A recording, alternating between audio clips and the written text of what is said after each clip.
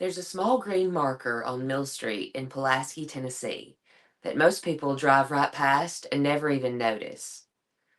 But what if I told you that just beneath it lay the remnants of an ancient Native American fortification? And my search to uncover that bit of history led me somewhere much older, and to something that the Smithsonian Institution has managed to keep quiet about for 167 years. Old newspaper clippings, oral histories, and early surveys of the area all tell the same story of a war between ancient Native Americans and the cannibalistic giants that once roamed the earth. When I followed the trail of history north to Linville, Tennessee, it led me to a cave where those giants were said to have fallen. These are documented discoveries, buried, ignored, and almost erased from history. Until now. So settle in and let's learn the history that you wish you were taught in school. This is the Lost Giants of Giles County, Tennessee.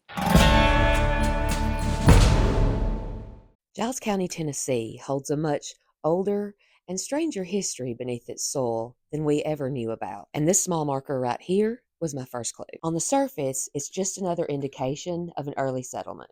But combined with old maps, early journals, and the oral histories of the first people to roam these lands, the story begins to change. Now, whenever I have a question about local history, I always start with these two invaluable resources: The Early History of Giles County, Tennessee by James McCallum, and The History of Giles County, Tennessee by Elizabeth C. Parker.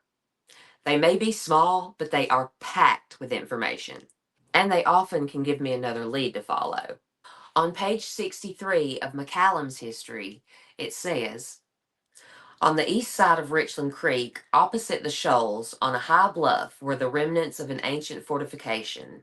About 4 acres were enclosed within the embankment, oblong in form and evidently designed for defense.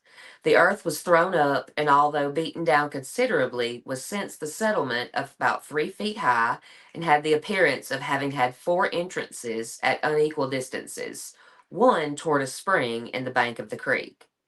There were Indian graves within the enclosure. Kirk's house, where the first courts were held, was in the enclosure. In a cave at the spring known as Anderson's Spring in the northern part of town, the bones of a remarkably large human were found. The jawbone would go over an ordinary man's jaw, and the thigh bone was a good deal larger than that of a very tall man. Some pieces of pottery were also found. The pottery was a composition of shells, some flint pikes were occasionally seen. High up in the cave, a human body was discovered in a remarkable state of preservation, surrounded with a cloth in which feathers had been interwoven. Numerous mounds and burying places exist in various parts of the county, which, from the trees growing on and about them, must have been made hundreds of years before the white people settled the country. A remarkable feature in some of these mounds is that they are built up of shells and pebbles, which must have been transported from a considerable distance from river or creek. Another remarkable feature in those burying places is the wonderful state of preservation in which the bones were found when first exhumed. Now, Elizabeth Parker gives us a little bit more information on pages 4 and 5 of her book. She states, prior to the Indians, a prehistoric people may have occupied this area. Numerous mounds, which seem to be an ancient fortification, rise up from level land in various parts of the county. 8 miles southeast of Pulaski, on the banks of Richland Creek, one of these mounds covers about 30 acres. It was enclosed by an embankment 5 or 6 feet high and laid off with angles, seemingly by a people familiar with military defense. On the high bluff of Richland Creek, at the site of the town of Pulaski, there was a 4-acre enclosure. The traces of the embankment showed evidence of having had 4 entrances, one leading to a spring. Indian graves were in this enclosure. Within a cave, a well-preserved body was found, wrapped in a cloth in which feathers had been interwoven. In 1826, forest trees 3 or 4 feet in diameter had already grown up on those embankments, showing them to be of great antiquity. Along Richland Creek, rock-lined graves were discovered containing the skeletons of a prehistoric people about 8 feet tall. Some of these were buried in a sitting position. The flood of 1902 obliterated this burying ground by covering it with sediment and silt. Fortunately, historians had made a photograph of these graves and had removed for the museum such of the artifacts as had not been carried away by the flood. Dr. Robert H. White uses one of these pictures in his History of Tennessee. In reference to the land between Nashville, Tennessee and Florence, Alabama, which includes Giles County, this statement has been made. Through all these southern forests run mysterious wide highways, cleared and graded, running straight for miles. History has never explained them, and the Indians will not travel upon them, though they alone know where they lie. Now, sure enough, the footnotes led me from one resource to another, and I just kept coming across one word: giants. The term giant comes from the Greek word gigantes, which referred to an ancient race of people who were cannibalistic, brutal, savage, and remarkably large. These weren't just tales isolated to one culture. In Norse mythology, they were the Jotnar. The Celts referred to them as Fomorians. The Aztecs called them Quinametsin, and the Paiute Indians of the American Southwest know them as Satika. Tales of enormous humans have always been told. The oldest book ever written, which was found in Mesopotamia, the Epic of Gilgamesh, well, the main character, Gilgamesh, was a giant. So were the beings who fought cosmic battles in many a Hindu scripture. And speaking of scripture, the Bible tells us right there in the beginning, in Genesis 4, there were giants in the earth in those days, and also after that, when the sons of God came unto the daughter of men, and they bore children to them, and the same became mighty men, which were of old, men of renown. The Book of Enoch, found within the Dead Sea Scrolls, takes it one step further. The tale itself is the same. Fallen angels came down to earth, and as a result of certain activities with human women, their offspring were the giants. And these giant offspring were said to be the reason for the Great Flood. The one intended to cleanse the earth and start anew, the one where Noah saved all those wonderful animals. Thanks, man, you're the real MVP for that. That flood was intended to wipe out the Nephilim, too. And it did. Well, most of them anyway. Native accounts tell of fierce battles that took place long before European contact in the Americas, when these tribes joined together to destroy these towering beings, cannibals, who preyed upon them. In the 1882 book Life Among the Paiutes, Their Wrongs and Claims, the daughter of a Paiute chief says the giants were vicious cannibals, referred to as satika, which means tool eater. Tool is a reedy type of water plant used by the giants to weave large rafts in order to escape the Paiute Indian attacks. Now, I know what you're thinking. Why would they need a raft or be able to find underwater plant life in the American Southwest? During the last ice age, much of Nevada was covered by a lake. The Paiutes claim to have chased the Satika across Lake Lahontan and into Lovelock Cave, where they all succumbed to their final attack. Thousands of artifacts discovered inside point to the legend's truth. In 1911, two miners, James Hart and David Pugh, were looking for bat guano to make gunpowder, and they stumbled across over 10,000 artifacts, including 60 burials, the oldest duck decoys ever found with the feathers still intact, a sandal that's over 15 inches long, and a disc-shaped stone with 365 notches on the outside and 52 on the inner ring. They also found the mummified remains of two giants with red hair, the male over 8 feet and the female a good 6.5. The miners reached out to L.L. Loud from the University of California, and in 1924 he brought in a team to excavate the cave. Once radiocarbon testing became available, the artifacts were tested, and the results were absolutely mind-blowing. The vegetable matter that they had found dated back as far as 2030 BC, a human femur to 1450 BC, and preserved muscle tissue back to 1420 BCE. The baskets alone, they date back to 1218 BC. An article published in the 1931 Nevada Miner Review claims an account of two skeletons being found in a Humboldt County dry lake bed. One was nearly 10 foot tall and the other 8.5. Both of them were wrapped in a tacky fabric, much like they used in Egypt.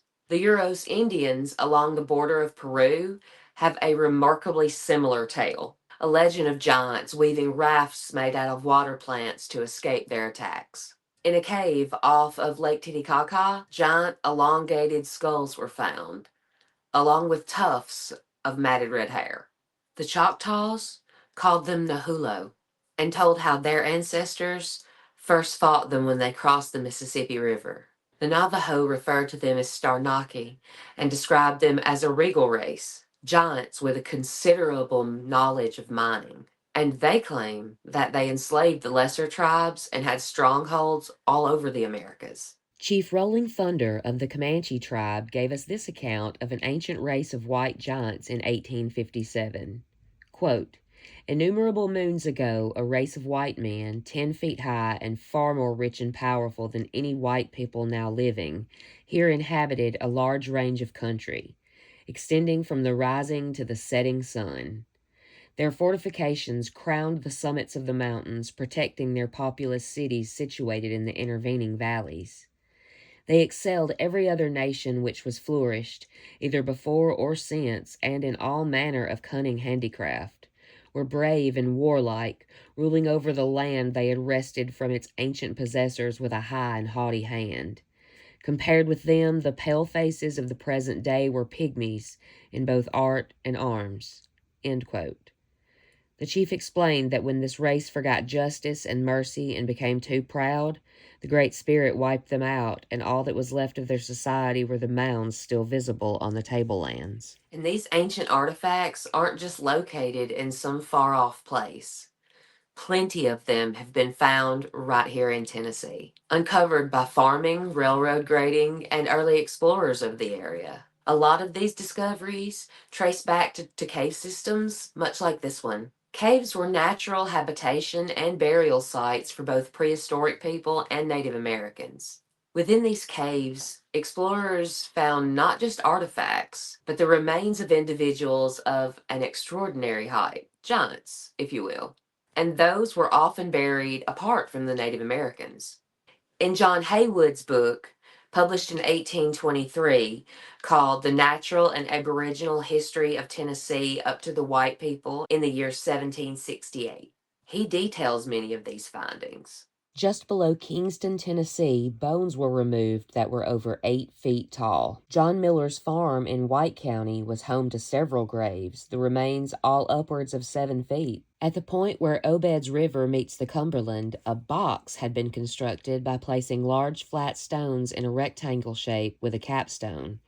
Inside was found the standing skeleton of a man whose skull was noted as large enough to fully slip over the head of a common gentleman. In 1807, gigantic jawbones were found on the plantation of Colonel Joel Lewis. In 1814, a Mr. Lawrence found giant remains in a small room inside Scarborough's cave near Sparta. Mr. Andrew Brown found more bones in another cave along the same branch near the Calfkiller Fort. More enormous remains were found in a mound at Bledsoe's Lick in Sumner County. And around that same area, Judge Overton was having a cellar dug for his plantation, where workers discovered not just skeletons, but also the ancient walls of a square enclosure, roughly 300 yards either way. It was situated so that a fresh spring was enclosed within the walls, much like the burial site off Mill Street in Pulaski. And then I came across a passage in Mr. Hayward's book that had my jaw on the floor, and I quote, "At the plantation of Mr. William Shepherd in the county of Giles, 11.5 miles north of Pulaski on the east side of the creek, is a cave with several rooms. The first 45 feet wide and 27 long, 4 feet deep, the upper part of solid and even rock. Into this cave was a passage, which had been so artfully covered that it escaped detection till lately. A flat stone, 3 foot wide and 4 long, rested upon the ground, and inclining against the cave, closed part of the mouth. At the end of this, and on the side of the mouth left open, is another stone rolled, which, filling this, also closed the whole mouth. When these rocks were removed and the cave opened, on the inside of the cave were found several bones, the jawbone of a child, and the skulls, thigh, and arm bones of several men.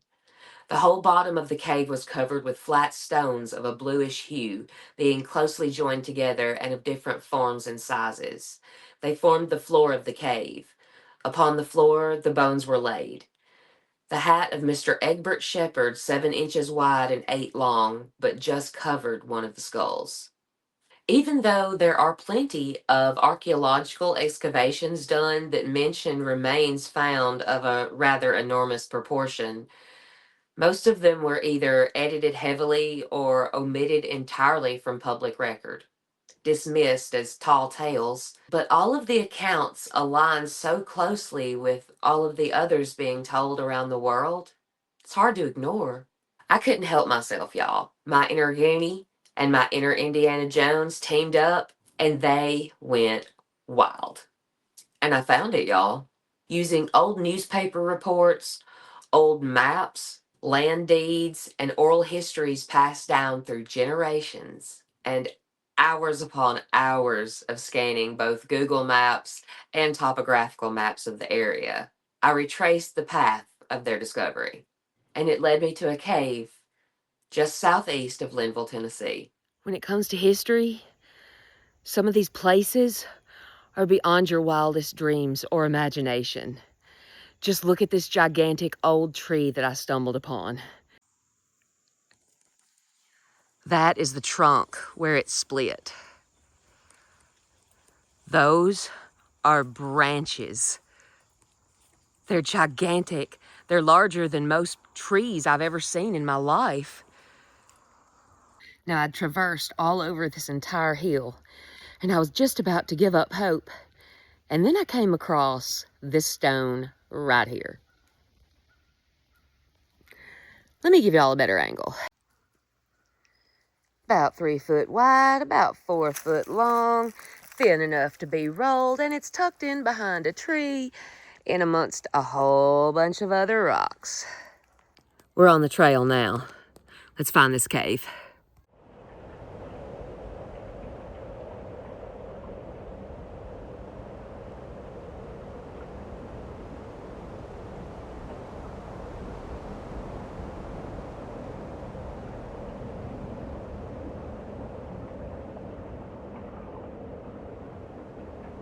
So I'm about to drop my pack right here, crawl down in this hole and check it out with a flashlight. The air inside this cave just feels ancient, heavy, almost like it's holding its breath. Somewhere inside this cave, their story isn't over. It's just waiting to be unearthed again. Now, when it comes to the existence of giants once roaming the earth, there is no gray area. You either believe they did or you believe they didn't. But the evidence isn't a myth. It's history that's been buried under 167 years of oversight and silence. For me, the question isn't whether the stories are true. It's why they were buried. Why were those bones never preserved? The reports never followed up on. Their existence scrubbed from institutions. Before 1858, there were plenty of published articles detailing the finds. Giant skeletons and other artifacts were even put on like a traveling sideshow around the U.S. One even made a stop in Lawrenceburg, Tennessee. But once they were donated to the Smithsonian Institution, or even the Natural History Museum in Nashville in the case of local artifacts, they disappeared. But why? What could have possibly happened around 1858 or 1859 that would have caused them to make that decision? Surely it wasn't political and had nothing at all to do with the publication of Charles Darwin's Origin of the Species, where he details his theory of evolution. It would be kind of hard to fit in a giant in between a gorilla and a human, I suppose. But America would never. Is there still an active push against rewriting the history so that it's true? Or has the truth faded into those same dark, dusty corners that the skeletons of those giants are stuffed into? From this marker in Pulaski to the caves underneath Linville, the ground beneath Giles County holds a history that few are willing to talk about. But the printed word, the bones, and even the land itself remembers the truth. Maybe the lost giants of Giles County were never meant to vanish, only to wait until someone came looking again. I hope y'all have enjoyed this episode of Milk, Honey, and Mayhem. I sure appreciate you watching. I'll see y'all in the next one, and until then, Y'all be good.